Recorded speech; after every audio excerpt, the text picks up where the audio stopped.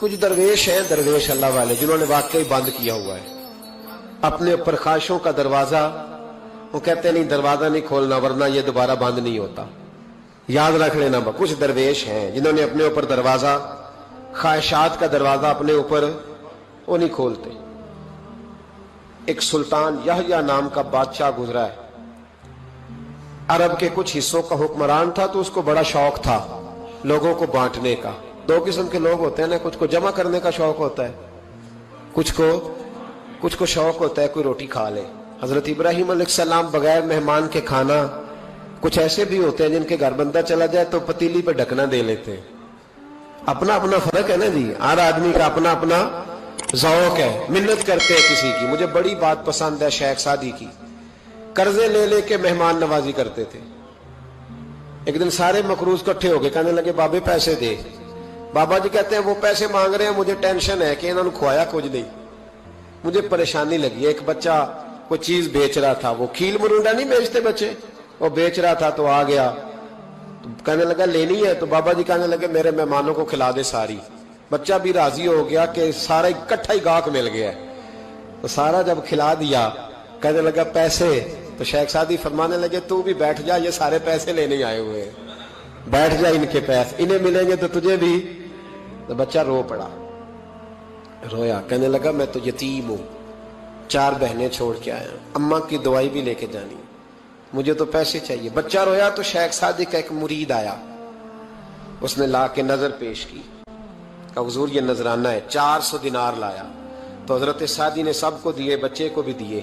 سب لوگ چلے گئے تو ان قرض لینے والوں میں سے ایک بندہ سمجھدار تھا، حضرت سعدی کے پاس آ کے کہنے لگا بابا سمجھ نہیں آئی، ہم برسوں سے لینے آ رہے تھے، مل نہیں رہے تھے، کتنے مہینوں سے مانگ رہے ہیں نہیں مل رہے تھے، آج فٹافٹ مل گئے. تو شیخ سعدی بزرگ تھے نا، تو بزرگوں والی بات کر گئے. کہنے لگے تم میں رونے والا کوئی نہیں تھا نا، پوری مجلس میں ایک بھی رونے والا ہو تو سب کا کام بن جاتا ہے. رونے والا عاشق دا کم رونا توڑا، اے بنا رویو نہیں منظوری، بنا رویو نہیں منظوری تے بنا رویو نہیں منظوری. عاشق سدا ہی روندا رہندا، پاویں وصل ہوئے تے پاواں دوری. کا رونے والا ایک آ گیا ہے تو سب کا کام بن گیا ہے. تو کچھ لوگوں کو شوق ہوتا، بادشاہ کو سلطان یحییٰ عرب کے کچھ حصوں کا بادشاہ تھا، شوق بڑا تھا لوگوں کو کھلانے پلانے کا، بڑا شوقین تھا، بڑا بانٹتا تھا. اور کئی دفعہ معاذ اللہ اس پر فخر بھی کرتا تھا جو نہیں کرتا، تکبر سے بھی کہتا تھا بڑی جائیدادیں آؤ جس نے لینا ہے، تکبر بھی کرتا تھا معاذ اللہ جو نہیں کرنا چاہیے تھا. ایک دن جامع مسجد کے باہر کھڑے ہو کے نا بانٹنے لگا. کوئی فقیر آیا تو ایک مٹھی بھر کے اشرفیاں دے دی، کسی کو سونا دے دیا، کسی کو چاندی دے دی. ایک درویش بابا جی کونے میں بیٹھے ہوئے، اسی کسی دے کچھ بھی نہیں لگ دے، کوئی ضرورت نہیں، کونے میں بیٹھے. آپ یقین کریں، آپ تھوڑا سا رخ ادھر کریں، دنیا پیچھے پیچھے ہو جاتی ہے. اگر آپ پیچھے بھاگیں گے تو آگے دوڑ کے بھاگیں گے. یہ مزاج ہے قوم کا، کسی کا حال پوچھ لیں وہ بگڑ جاتا ہے، کہتا ہے مجھ سے کوئی کام ہوگا تبھی تو پوچھا ہے. اور آپ چپ کر جائیں، خاموش ہو جائیں، یہ بھی بڑی مصیبت ہے. کہ پیار کر لیں تو اس کا بھی نقصان دیکھنے میں آتا ہے. کہتے ہیں پتہ نہیں میرے اندر کیا لالچ ہے، کیا خوبی ہے جس وجہ سے مجھ سے اتنی محبت ہو رہی ہے. وہ بابا جی کونے میں توجہ ہی نہیں کی. جب توجہ نہ کی تو سلطان کی توجہ خود بخود ہو گئی. سلطان یحییٰ کہنے لگے بابا کوئی قابل توجہ آدمی ہے، سب لوگ لائنوں میں لگے ہوئے بھاگ رہے ہیں، بادشاہ آیا ہے. یہاں تو شادی پہ کھانا کھل جائے تو بڑے بڑے امیروں کا پتہ چل جاتا ہے کہ بننے کیا لگا ہے. کہتے پتہ نہیں دوبارہ چھوٹے گوشت کی ٹرے آئے گی کہ نہیں آئے گی. اور اتنا سارا رکھ لیتے ہیں کہ علمان والحفیظ، بڑے بڑے امیروں کے پول کھل جاتے ہیں، پتہ چلتا ہے کتنے تگڑے امیر ہیں.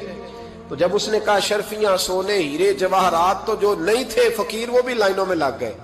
لیکن وہ فقیر پھٹے پرانے کپڑے، سانو تخت ہزارے دی لوڑ کیے، نالے کی لگے شہر بمبول دے نال، اسی اپنی بال کے سیکھنے، سانو کی لگے کسے اور دے نال.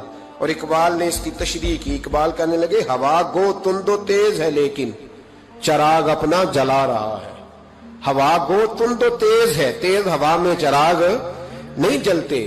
ہوا گو تند و تیز ہے لیکن چراغ اپنا جلا رہا ہے. وہ مرد درویش حق نے جس کو عطا کیے ہیں انداز خوش روانہ، فرماتے ہیں جسے اللہ نے بے نیازی دے دی، لالچ سے دور کر لیا، وہ کسی کی پرواہ، وہ اپنا چراغ جلاتا ہے. اپنی مٹی پہ چلنے کا سلیقہ سیکھو. سنگ مرمر پہ چلو گے تو پھسل جاؤ گے، वो बाबा बैठा है तो बादशाह कहने लगा इसे भी बुलाओ। बाबे को बुलाया, कहने लगा तुझे कुछ नहीं चाहिए? बाबा कहने लगा चाहिए तो बड़ा कुछ, पर तुझसे नहीं चाहिए। कहा किससे चाहिए? फरमाया उससे चाहिए जो दे के हिसाब नहीं पूछता, बगैर हिसाब देता है, उससे चाहिए। कहने लगा नहीं, दरवाजा खुला है, तू भी ले ले। बाबा कहने लगा मैं ले तो लूं, पर तू दे कुछ नहीं ना सकता। बादशाह को गुस्सा आया, अकड़ थी, तकब्बुर था। कहने लगा तू क्यों नहीं मैं दे सकता, तू सवाल कर। तो बाबे ने साथ वाले फकीर से लकड़ी का काला प्याला पकड़ा, होते ना फकीरों के पास मांग, लकड़ी का काला प्याला, तो कहा लो दे दो कुछ। उसने फौरी तौर पर सोने की अशरफियां मुट्ठी भरी और लकड़ी के प्याले में डाली। अब जब प्याले में डाली तो कड़ कड़ की आवाज तो आई, पर पता नहीं वो किधर गई सारी अशरफियां। दूसरी मुट्ठी डाली तो फिर कड़ कड़ की आवाज आई, पर अशरफियां किधर गई कोई पता नहीं चला। तीसरी, चौथी, पांचवी, बाबे का प्याला खाली का खाली। 2 दफा भी, 4 दफा भी। ये बादशाह लोग जिद्दी होते हैं, मानते नहीं जल्दी, क्योंकि इन्हें किसी ने बता दिया होता है ना सारा कुछ तुम ही हो, अड़ जाते। हाँ हाँ, जो जिस मनसब पे भी बादशाह होता है अड़ जाता है। उसने कहा मैं भी जिद्दी हूं, प्याला भर के छोड़ना है। एक बोरी मंगा ली, दूसरी मंगा ली, तीसरी मंगा लिया। बाबा खुश है, मुतमईन है, चलो डालो, तुमने कहा था मिलेगी। अब वो मुट्ठी डालता, कभी अशरफियां, कभी हीरे, कभी चांदी, पर पता नहीं किधर जाती। बिल आखिर आहिस्ता आहिस्ता बैक होने लग गया। वजीर कहने लगा बादशाह पीछे से बोरियां खत्म हो गई हैं, अब नई मंगाने लगेंगी, पीछे कोई चीज भी नहीं, खत्म हो गया सारा कुछ। इंसान किसी को क्या दे सकता है? क्या हाँ वो इंसान बड़ा नवाजते हैं जिनके पास खजाने भी अल्लाह के दिए हुए होते हैं, वो नवाजते हैं लोगों, वो नवाजते।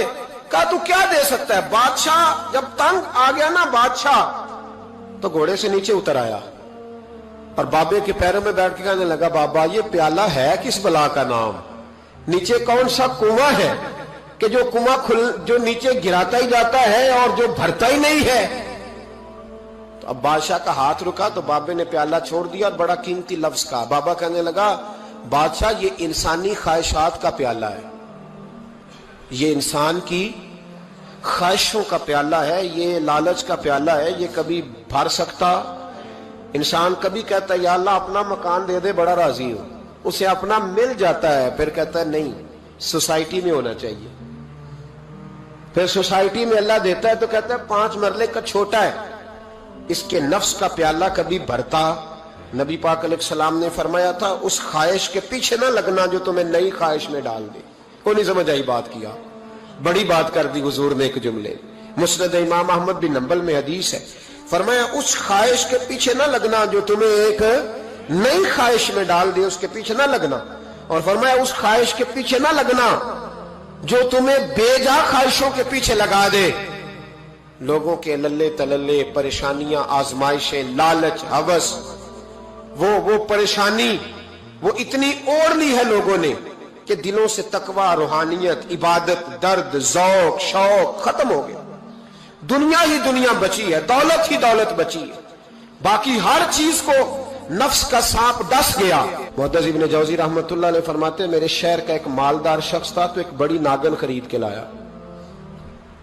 नागन सोने का अंडा देती थी नागन, पर अंडा सोने का अंडा देती थी। उसके बाल बच्चों ने भी, एक ही बेटा था, बीवी थी, उन्होंने कहा अब्बा ये नागन है, इसका काम दसना है, तो तू ख्याल कर। क्या कहा था हज़रत सुल्तान बहू ने? खारे खूह कदी मिठे नहीं थींदे, भावें सै मना गुड़ पाइए, ते सप्पां दे पुत कदी मिठ नहीं थींदे, भावें चूलियां दूध पियाइए। इसकी फितरत में डसना है। तो ये डसेगी, बात खत्म हो गई। का नहीं, सोने का अंडा देती है। रख लिया घर में। बकरी रखी हुई थी, पालतू बकरी, बकरी को नागन ने डस लिया, बकरी तड़प के मर गई। बीवी और बेटा कहने लगे ख्याल कर, बकरी को डस लिया ना उसने।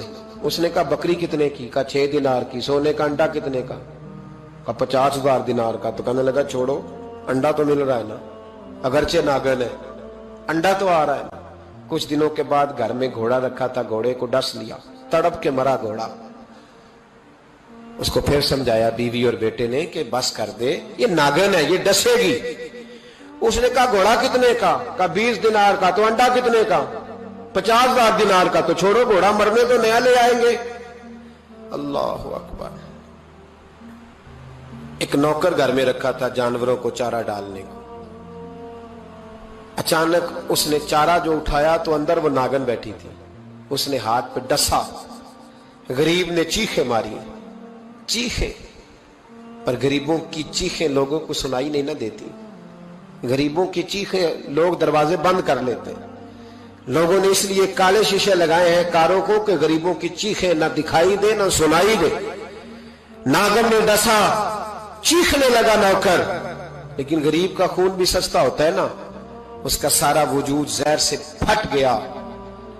लेकिन मालिक को तरस न आया, कहने लगा नया मुलाजम आ जाएगा। अब बीवी और बेटे ने पैरों में बैठ के समझाया कि बस कर दे, इसको छोड़ दे कहीं या मार डाल, ये नागन है।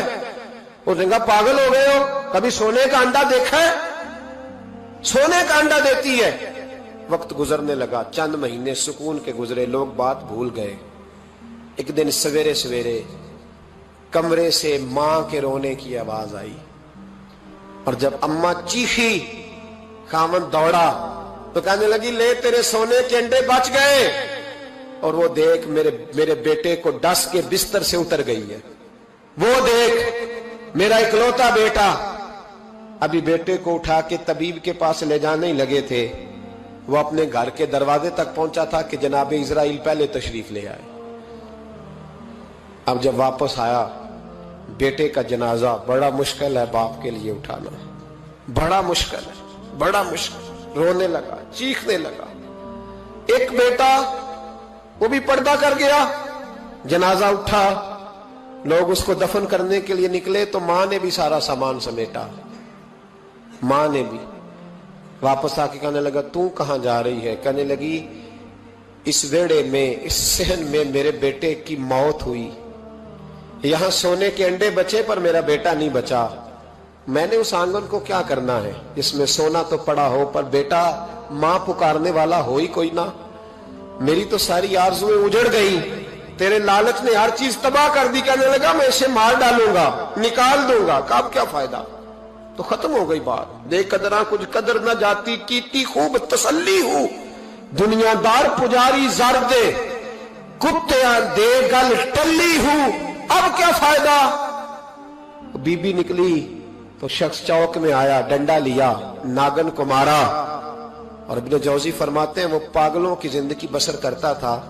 उसके दाएं बाएं सोने के अंडों का ढेर लगा होता था। वो लोगों को कहा करता था मेरे जैसे लालची न बनना, मेरे पास